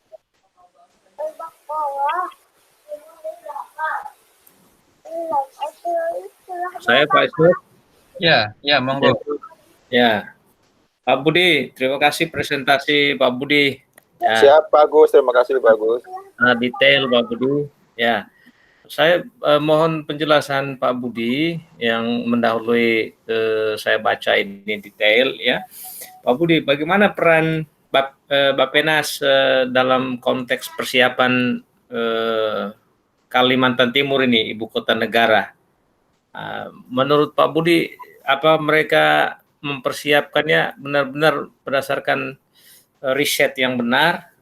Riset, maksud saya benar-benar secara kualitatif, tidak hanya kuantitatif, angka-angka, atau tidak hanya memang political will sudah bagus, tapi bagaimana apa mereka benar-benar berdasarkan data yang baik, yang valid lah, reliable, sehingga nanti benar-benar membangun kota tidak seperti Jakarta ini kalau jadi misalnya ya, mungkin nanti lalu menurut Pak Budi bagaimana Bappenas ini, apakah berhasil ini pembangunan kita nih nasionalnya, dan setelah pembangunan dulu Pak Harto kan bapak pembangunan ini Pak Harto ini. Tapi bagaimana Pak Budi melihat dengan sesudah era Pak Harto nih sejak reformasi nih, apa ada perbedaan pola pembangunannya? Karena saya melihat Pak Budi pembangunan Pak Harto ya, perencanaan pembangunan Pak Harto itu terlalu banyak perencanakan pembangunan bukan di manusia. Lebih banyak pembangunan pertanian.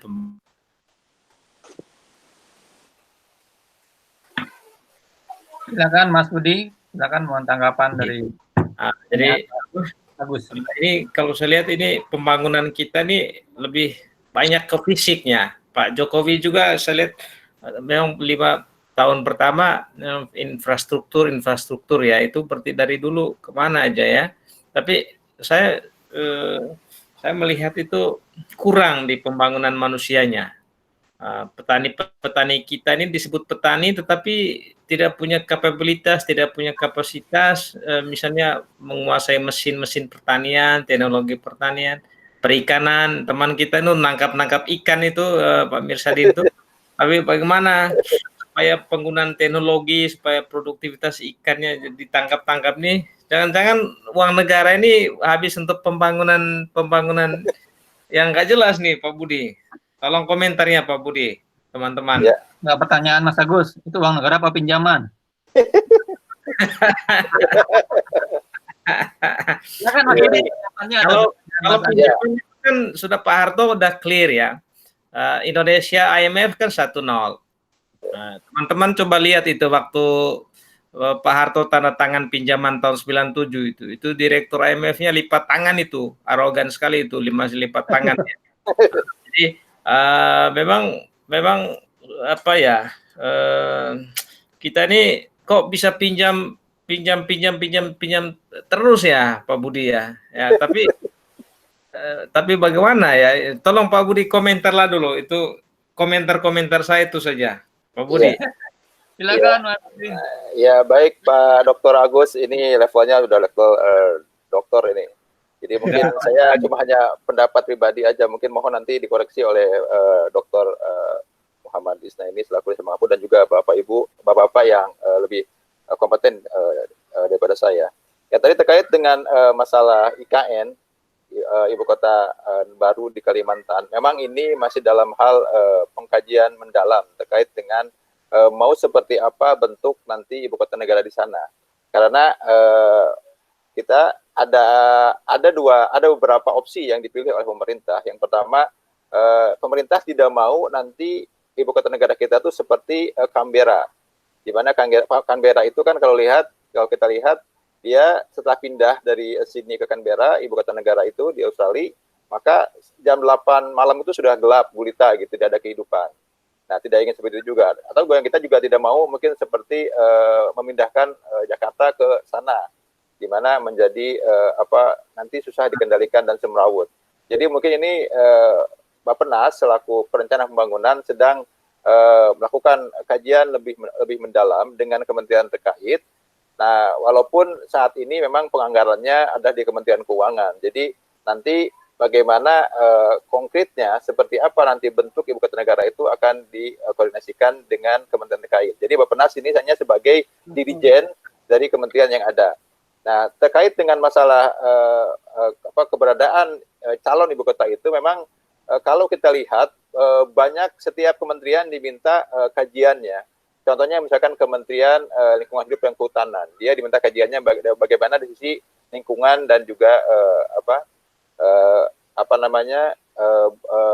terkait dengan lingkungan untuk sustainable environmental sustainable gitu kan. Memang kalau kita lihat ketika kajian lingkungannya itu kadang dikesampingkan, yang diajukan adalah hal-hal yang baik di mana ketika ibu kota negara dipindahkan ke Kalimantan maka akan membuat bangkitan baru dan bangkitan ekonomi baru sehingga pembangunan lebih merata. Dan yang kedua, saya sepakat gitu bahwa memang yang sekarang ini lebih mengutamakan pembangunan fisik daripada pembangunan pembangunan manusianya. Dan ini mungkin bisa tercermin dari penganggaran dana pendidikan di APBN. Amanah konstitusi kita bahwa seharusnya yang menjadi prioritas adalah masalah pendidikan, kesehatan, dan juga hak asasi manusia. Saat ini kan harusnya kan 20% dari APBN, tapi nyatanya saat ini juga anggaran pendidikan itu sangat jauh dari harapan. Dan banyak ahli pendidikan bilang bahwa pendidikan saat ini sangat memiskinkan gitu kan, di mana sekolah mahal, sistemnya amburadul, di mana barat dan timur dibikin kesetaraan, padahal sistem pendidikannya masih berbeda, jauh tertinggal di bagian timur teman-teman di sana. Nah, ini juga mungkin jauh dari ketidakadilan. Nah, yang kedua mengenai hutang itu memang secara fiskal kita saat ini memang tidak memungkinkan untuk bisa membangun ibu kota negara baru, tetapi sepertinya presiden kita kan ingin ada legacy gitu kan sebelum beliau nanti turun, karena kan dibatasi oleh 2 periode sebagai presiden. Jadi ya cara yang paling gampang instan yaitu adalah berhutang gitu kan. Dan negara-negara donor ya mungkin dia sangat senang dengan Indonesia gitu kan, karena Indonesia gampang untuk di lobby sehingga mau berhutang, walaupun mungkin nanti yang nanggung adalah anak cucu kita. Dan saat ini mungkin lagi dengan adanya pagebluk ini COVID-19, di mana fiskal kita sekarang sudah minus 500 triliun kalau nggak salah ya. Nah, ini juga menjadi persoalan sendiri, di mana opini publik mengarah agar ada pembatalan atau penundaan terkait dengan rencana pembangunan ibu kota baru, dan semua lebih diutamakan untuk penanganan COVID-19 dan juga yang memberikan stimulus kepada ekonomi kita yang porak-poranda. Belum jaga masalah perbankan kita yang juga mungkin ini akan banyak yang berguguran seperti tahun 98 ketika terjadi krisis ekonomi dan krisis keuangan. Itu mungkin Pak Agus, mohon maaf kalau tidak bisa memuaskan karena saya bukan ahlinya, saya cuma ahli waris Pak, ahli doa aja Pak. Terima kasih, mohon bantuan dari Bapak dosen Dr. Muhammad Isnaini dan juga teman-teman yang lain. Terima kasih Pak. Terima kasih Mas Budi atas penjelasannya. Silakan rekan-rekan lain ada pertanyaan, Mas Rudi, Mas Waldin mungkin. Boleh. Mas Dada atau Mas Om Kieng, silakan. Ini sebenarnya pertanyaan sederhana sih Pak Rudi. Pertanyaan pertama, kenapa secara kelembagaan namanya itu Bappenas atau jabatannya ya Kepala Bappenas garing Menteri PPN ya? Atau kalau kita lihat ke kementerian sebelah ya Kepala BPN atau Menteri ATR BPN. Itu secara konsekuensi kelembagaan atau fungsi dan tugas tentu akan berdampak gitu. Itu maksudnya konsekuensi kelembagaan atau struktur atau tupoksinya seperti apa? Karena kalau kita lihat kayak kementerian lainnya sudah menteri A, menteri B, menteri C, sementara ini kan ya Menteri PPN garing Kepala Bappenas, Menteri ATR BPN garing Kepala BPN gitu. Itu sih pertanyaan pertama. Kemudian pertanyaan kedua, tadi juga dijelaskan bahwa Bappenas itu kan punya fungsi pengendalian dan evaluasi ya kalau nggak salah. Iya betul. Dan evaluasi. Sebenarnya selama ini itu evaluasi dan investasi. Ya, sebenarnya selama ini itu seperti apa sih pengendalian dan evaluasi yang dilakukan? Karena beberapa kali itu kalau diperhatikan bahwa si Bappenas ini aja minta data perencanaan anggaran dan segala macam, kadang kementerian lembaga itu cuma 80%, 85%, masih tidak semuanya menyerahkan dokumen itu secara lengkap. Kementerian. Apakah di aturan itu, apakah ada reward dan punishment-nya? Kalau terkait evaluasi itu, kalau kementerian atau lembaga, dalam hal diminta untuk melaporkan terkait hal itu, ketika tidak menyerahkan secara lengkap, ada reward atau punishment-nya juga. Dan karena ini sifatnya evaluasi atau pengendalian, hubungannya sama BPKP itu seperti apa? Mungkin itu aja sih Pak, terima kasih. Waduh, ini bukan pertanyaan sepele, Pak. Ini pertanyaan dari orang yang sering bergelut dengan birokrasi. Betul, Pak. Monggo Mas Budi. Ya, ini betul. Ini menambahkan berikutnya, silakan. Ya, mungkin saya coba jawab, mungkin walaupun tidak bisa sesuai dengan harapan, karena ini pertanyaan bukan sepele, ini 2 pele ini Pak Rudi. Ya memang, jadi Bappenas ini kan kalau kita melihat sejarahnya gitu ya, pada masa Orde Baru kan Bappenas ini kan dibentuk itu kan untuk menjabarkan apa yang menjadi rumusan dalam garis besar haluan negara. Nah saat itu jadi sedangkan Kementerian Perencanaan Pembangunan itu nanti dia akan istilahnya melakukan koordinasi dengan Kementerian Negara dan langsung akan berkoordinasi kepada Presiden. Karena pada saat itu dulu Bappenas itu di bawah Menteri Perekonomian, di bawah Menko. Jadi dia setelah dia menjabarkan apa yang menjadi perumusan dalam GBHN, maka dia akan melakukan kepada kementerian terkait. Dan kementerian terkait akan melakukan koordinasi dengan kementerian terkaitnya lagi, dalam hal ini mungkin Kementerian Dalam Negeri dan juga Kementerian Keuangan untuk penganggaran, baru dia bisa melaksanakan pembangunan sesuai dengan GBHN itu tersebut gitu kan. Terkait dengan masalah tadi, masalah fungsi evaluasi dan koordinasi, memang saat ini juga harapannya publik itu bahwa tadi seperti saya sampaikan, Bappenas itu diharapkan menjadi dirjen yang baik. Kalau kita analogikan sebagai dirjen dalam satu sebagai konduktor dalam simponi itu, dia bisa menyatukan stakeholder terkait, tanpa itu kementerian, lembaga tinggi negara lainnya, sehingga apa yang menjadi perumusan perencanaan pembangunan yang didukung oleh regulasi yang telah dibuat itu bisa dilaksanakan secara konkret, akuntabel, dan partisipatif oleh masyarakat. Sehingga ini adalah sesuai dengan harapan dan juga dilakukan menggunakan metode yang sesuai dengan pembangunan yang teknokratik dan juga tadi bottom up atau top down.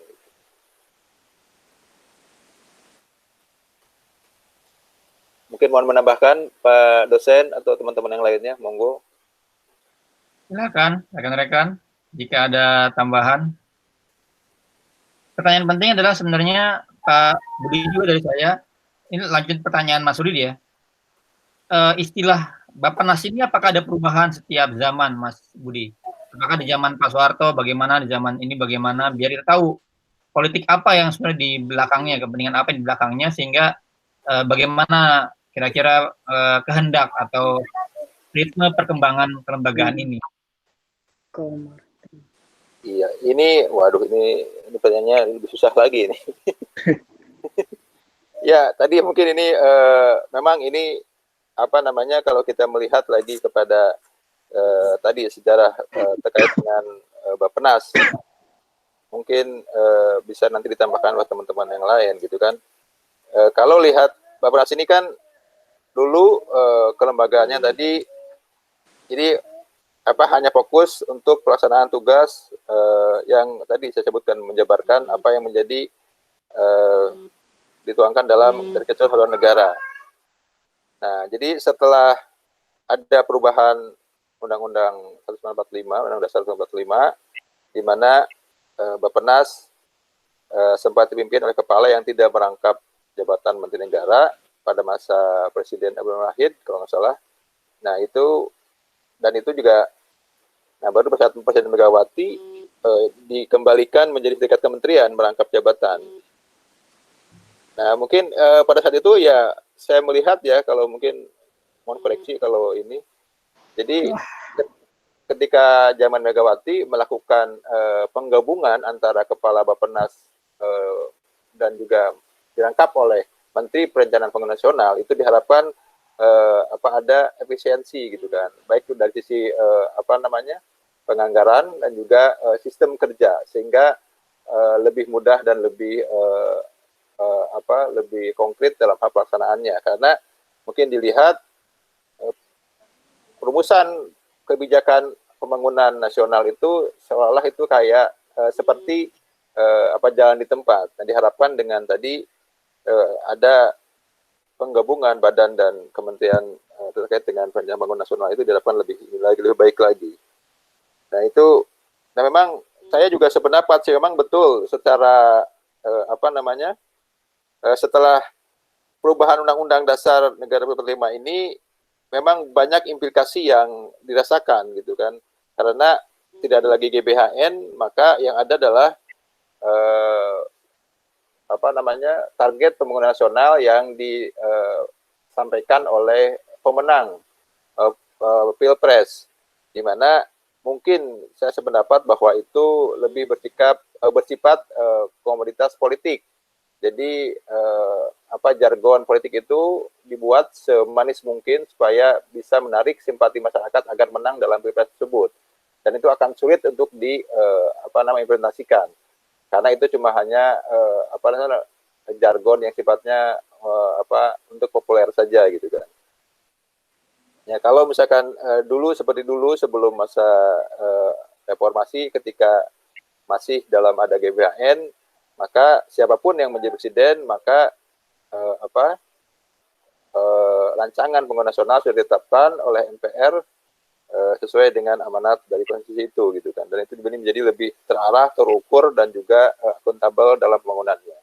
Jadi ketika berganti rejim, pembangunannya sudah sesuai dengan apa yang menjadi cita-cita bersama dan juga menjunjung tinggi kedaulatan rakyat.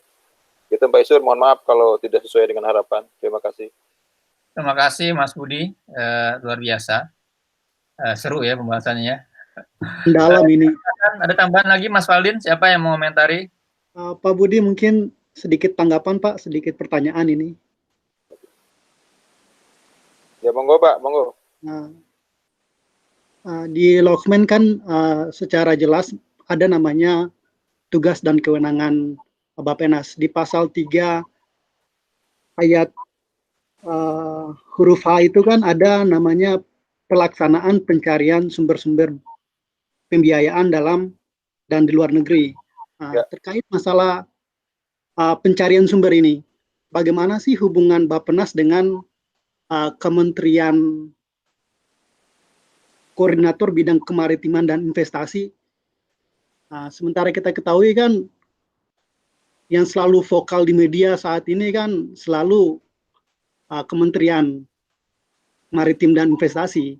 di mana hubungan antara Bappenas dengan Kementerian Maritim dan Investasi? Ya, terima kasih Pak Padin. Pertanyaan yang sangat bagus sekali dan mungkin susah untuk dijawab, tapi saya akan mencoba menjawab sesuai dengan kemampuan saya. Jadi memang seharusnya tadi disampaikan oleh saya di awal bahwa Presiden Joko Widodo di periode kedua ini berharap bahwa Bappenas akan kembali ke kitahnya seperti tahun 80 sampai tahun 90-an sebagai clearing house tadi. Jadi selain merencanakan pembangunan nasional dan juga dia melakukan eksekusi langsung, tidak hanya dalam hal rumusannya pembangunan, tapi juga dalam hal penganggaran dan pembiayaan.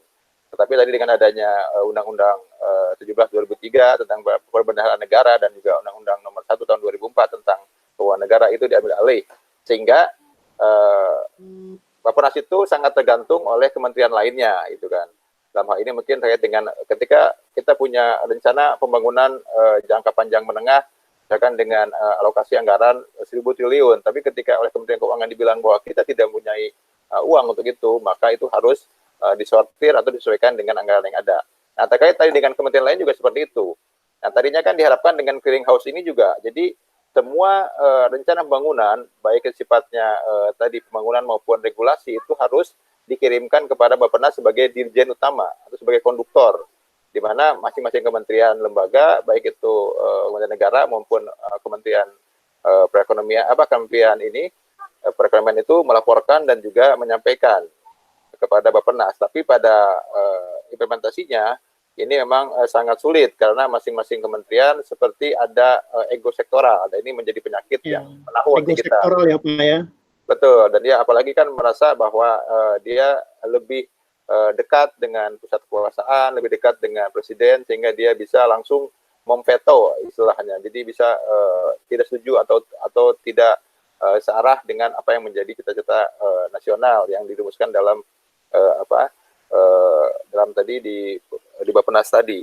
Jadi ini banyak hal Pak yang seperti ini gitu kan, tidak hanya di Kementerian Menko Investasi dan Kemaritiman, juga dalam hal di Kementerian Dalam Negeri sebagai induk dari provinsi, kabupaten, dan kota yang mengirimkan rancangan anggaran pendapatan belanja daerah yang disertai dengan rencana pembangunan daerah yang disusun oleh Bapeda atau Badan Pembangunan Daerah itu. Nah, di mana juga harusnya ketika saya dikirimkan kepada Kementerian Dalam Negeri itu juga melakukan koordinasi dan sinkronisasi dengan Bappenas di Kementerian Dalam Negeri itu untuk menyesuaikan arah pembangunan dari seluruh Indonesia itu dari sifatnya itu bottom up gitu, dari bawah, dari daerah kepada pusat.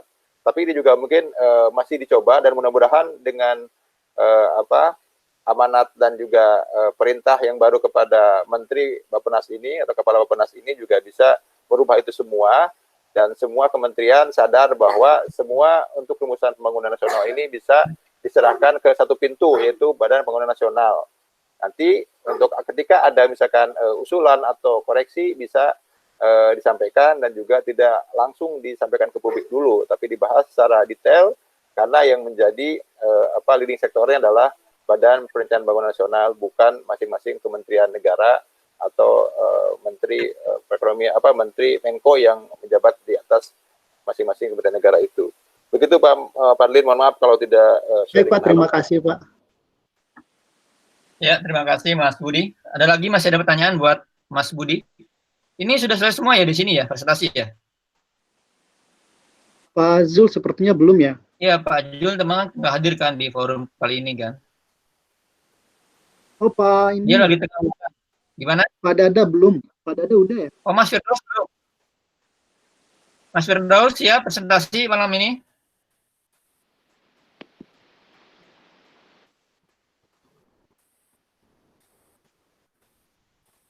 Halo Mas Firdaus. Sebelum ke Mas Firdaus, kita mungkin kembalikan Pak Budi. Cukup Mas Budi, ada pertanyaan lagi? Ya, mungkin saya terima kasih banyak atas masukan, saran, dan juga pertanyaan dari teman-teman. Dan mohon maaf apabila ada kesalahan dalam hal pengutipan atau juga dasar hukum maupun juga keterangan terkait dengan Badan Perencanaan Nasional. Mohon ini menjadi perhatian kita bersama. Dan juga saya mohon masukan dari dosen pengampu Bapak Dr. Muhammad Zaini Ramdan terkait dengan ini, terkait dengan masalah hubungan organ negara ini antara Bappenas dengan Kementerian Keuangan selaku penganggaran untuk rencana pembangunan ini, dan juga DPR di Komisi 9 terkait dengan penganggarannya ini, bagaimana untuk sinkronisasinya itu. Terima kasih. Terima kasih Mas Budi. Kami silahkan ke Pak dosen, monggo untuk memberikan catatan dan koreksi dan lain-lain. Kami silahkan Pak dosen. Terima kasih Mas Isnur, terima kasih Mas Budi. Terima kasih Pak Dokter. Dengan Bappenas itu pertama secara historicalnya itu berangkat dari dibutuhkannya satu organisasi khusus yang menangani persoalan perencanaan nasional. Pertama dibentuk oleh era Soekarno dengan nama Dewan Perencanaan Nasional, Bappenas. Cuma kembali lagi karena dalam sejarahnya dominasi kekuasaan politik Soekarno menjadi kokoh, justru Bappenas itu berubah menjadi alat untuk propaganda manipul usdek. Jadi lebih ke arah pembangunan politikal ideologik. Oke. Itu satu. Kedua, dalam era Soeharto dirubah. Bappenas tidak lagi dipercaya sebagai pembangunan ideologi politik, tapi lebih pada perencanaan terkait dengan implementasi dari GBHN, garis besar haluan negara. Waktu itu kembali lagi dominasi kekuasaan politik Soeharto sebenarnya sedemikian kuat, tapi semua kementerian walaupun masih memiliki ego sektoral tunduk pada One United Command, satu komando dari sang jenderal. Ya. Jadi ketika Bappenas sudah melakukan, dan sebenarnya ada kaitannya dengan hubungan kewenangan dengan lembaga MPR, karena memang tadi sudah disebut adanya GBHN. Nah, keuntungan dari adanya GBHN, adanya kejelasan pola pembangunan. Pembangunan jangka pendek, pembangunan jangka menengah, pembangunan jangka panjang. Nah, itu lebih terinci dan lebih terukur. Nah, dari pembangunan itu disusun melalui dari 5 tahunan menjadi 1 tahun untuk dikembangkan dalam perolehan APBN. Nah, dulu tidak ada Menteri Investasi atau Menteri segala urusan. Baru sekarang ya Pak ya? L4. My Lord. Problem. Ya, silakan. Terima kasih Pak. Masih ada mungkin Pak? Sudah cukup untuk ini atau kita buka lagi satu lagi nih, Mas Firdaus belum presentasi kayaknya. Nah, persoalan yang mendasar dari yang tadi Mas Budi ajukan memang bisa diangkat menjadi bahan baru untuk tesis. Apakah Bappenas harus tunduk pada visi misi presiden terpilih? Karena yang punya pembangunan kan bukan hanya presiden. Betul, Pak. Itu masih ada MPR, di situ ada DPD. Betul. Situ, untuk daerah DPD harus dilibatkan gitu. Iya, betul. Bagaimana koordinasinya dengan Bappenas? Nah, itu kalau mau diangkat jadi bahan tesis itu menarik itu, Mas Budi. Baik Pak dosen, terima kasih Pak Dr. Husnaini. Terima kasih, wah keren nih, dapat judul baru nih Mas Budi ini. Terima kasih Pak. Oke, kita lanjut satu lagi ke Mas Firdaus mungkin ya. Tapi di ini sini udah nggak ada kayaknya, udah live ya. Saya ada nggak? Mas Firdaus. Mas Firdausnya nggak ada ya? Nggak ada Gangguan internet kayaknya. kayaknya. Coba saya japri dulu sebentar.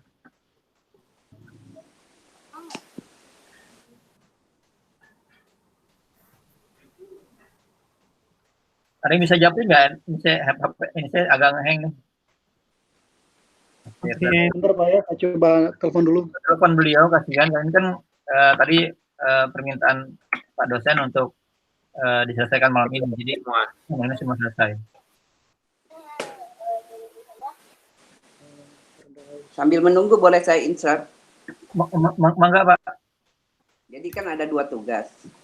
Kedua tugas ini bisa diimplementasikan dalam satu. Jadi materi badan negara dan badan pemerintahan yang masing-masing sudah dikerjakan itu bisa diangkat menjadi proposal tesis, rancangan proposal tesis. Nah, ketentuannya sudah saya bagikan di WA group. Mohon dibaca baik-baik. Kalau tidak ada pertanyaan segera dikerjakan. Karena ini maksud saya untuk membantu kalian segera selesai dari studi S2. Amin. Terima kasih, Pak. Ini cuma perkiraan saja, boleh pakai, boleh tidak ya nantinya. Jadi khusus untuk tugas saya terkait dengan lembaga negara, badan pemerintahan dan badan negara ini kerjakan, kemudian dipresentasikan tanpa diskusi, nggak apa-apa. Iya. Nanti setelah Idul Fitri mungkin masih ada pertemuan 1 atau 2 kali, kita tuntaskan aja. Jadi kalian punya bahan untuk sementara gitu, untuk mengajukan pada proposal. Kalau itu yang mau dipakai silakan, kalau mau diganti untuk proposal lebih lanjut silakan juga gitu. Jadi paling tidak kalian punya modal dasar, modal awal untuk menulis tesis. Itu maksud saya teman-teman. Iya. Agar Baik, bisa Pak. membantu mempercepat studi. Baik, Pak. Bagus sekali, Pak, sarannya, Pak. Terima kasih, Pak. Gimana, ada yang mengontak Pak Firdaus? Sudah bisa dihubungin?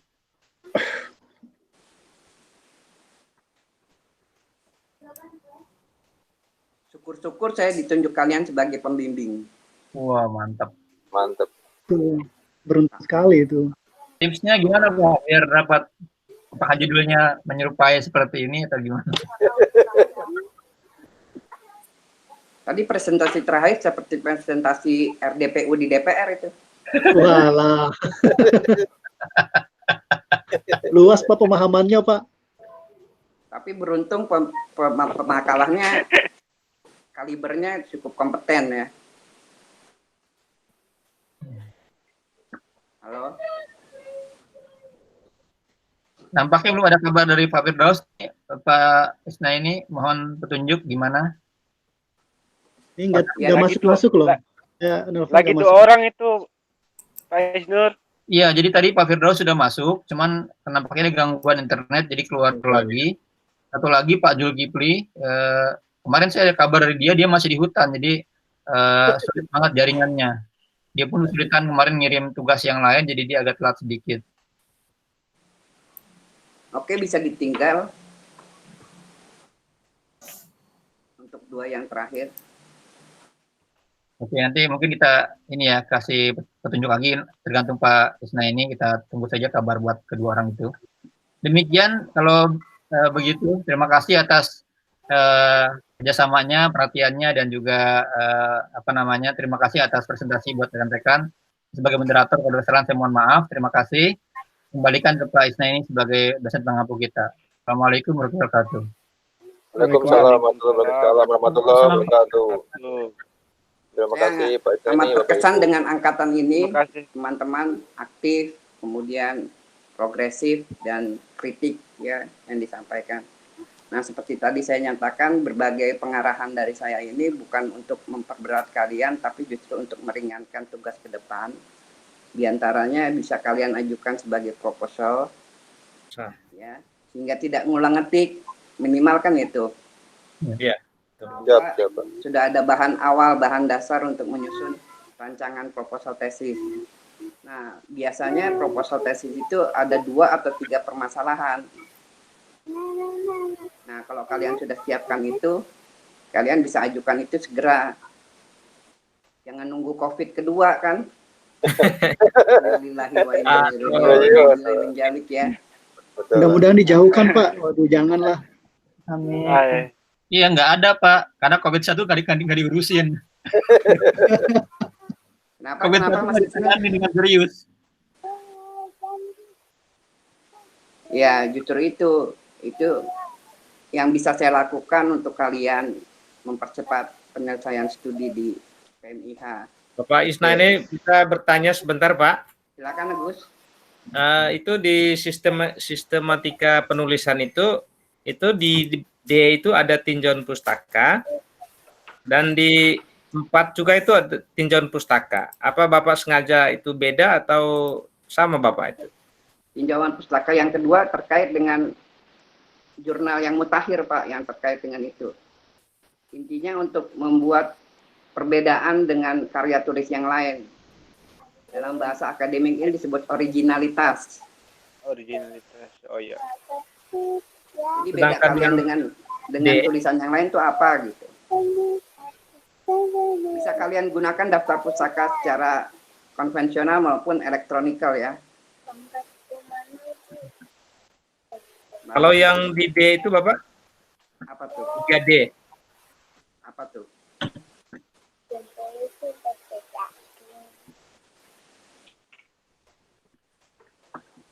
Saya baca dulu ya.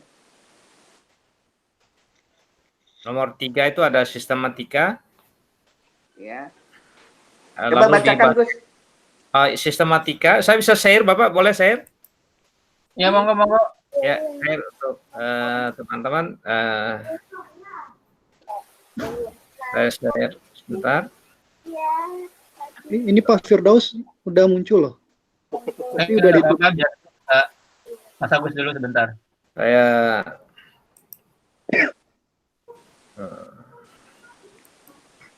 Saya buka dulu sebentar.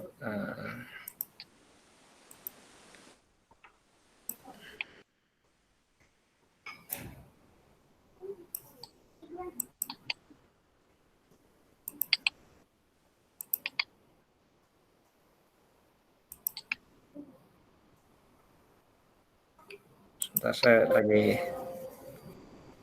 download dari internet.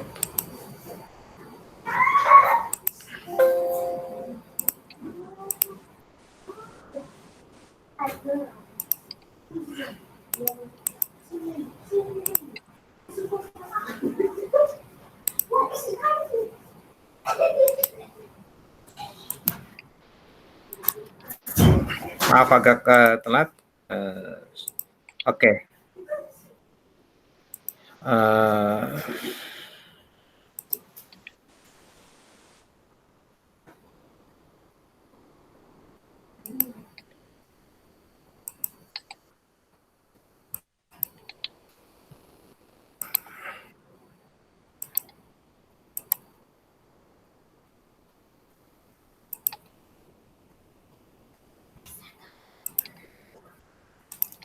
Bisa, Mas? Ya, oke. Ini tugas akhir Bapak. Atau saya tampilkan? Bisa lihat? Yang nomor 4 itu Mas Agus dan teman-teman yang lain, itu yang saya maksud. Bisa lihat Bapak? Ya. Itu ada nomor 4 itu. Itu yang saya maksud. Ya. Tinjauan pustaka yang terkait dengan jurnal terkait dengan originalitas. Biasanya kajian terdahulu. Ya. Ya. Kalau biasanya kalau di jurnal kajian terdahulu. Iya, kajian terdahulu yang pernah. Mungkin ada kemiripan, tapi originalitasnya di mana yang membedakan kalian dengan tulisan yang dulu. Ya. Jadi yang D ini dengan 4 ini beda ya Bapak ya? Yang D itu terkait dengan apa yang kalian pakai. Misalkan dokumen-dokumen hukum yang apa yang terkait dengan bahan hukum di sini ya Bapak ya? Iya, iya.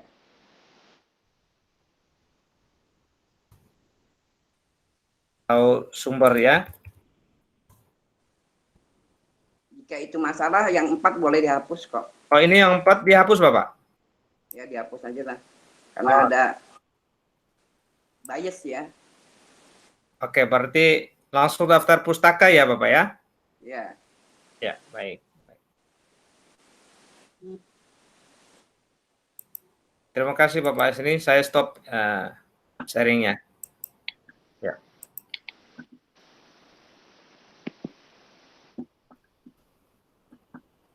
Jadi presentasi lanjut Mas Isnur atau penutup dari Bapak Isnaini. Mas Firdaus keluar lagi, jadi mungkin kita kembalikan aja ke Bapak dan udah jam 10 kan? 21.42 kan? Ya.